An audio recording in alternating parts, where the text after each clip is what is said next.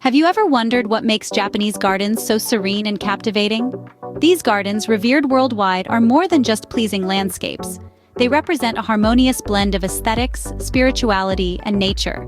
The allure of Japanese gardens doesn't merely lie in their visual appeal, but also in the principles and design that guide their creation. They're a testament to the delicate balance between man and nature, between the physical and the spiritual. Understanding these principles can help you appreciate the depth of these gardens even more. Japanese garden design revolves around some key principles. At the heart of these principles lie three core concepts: naturalness, simplicity, and austerity, or in Japanese, shizen, kanzo, and koko respectively. Shizen, or naturalness, is about harmonizing with the natural world. It's about letting the beauty of nature shine through rather than trying to tame or control it. Then we have kanzo, the principle of simplicity.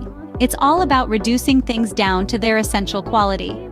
By stripping away all that is unnecessary, a garden designed with kanzo in mind allows for a sense of calm and tranquility to prevail. Lastly, there's koko, or austerity, which is about understated elegance. It's about appreciating the beauty in the subtle and the subdued, in things that may not immediately catch the eye. These principles don't just make a garden look good, they make it feel good too. So, what's the essence of a Japanese garden? In sum, Japanese gardens are tranquil sanctuaries that showcase the subtle artistry of nature. Their design principles, steeped in tradition and philosophy, foster a serene harmony between humans and the natural world. Each element, from the meticulously manicured plants to the carefully placed stones, works together to create more than just a beautiful scene.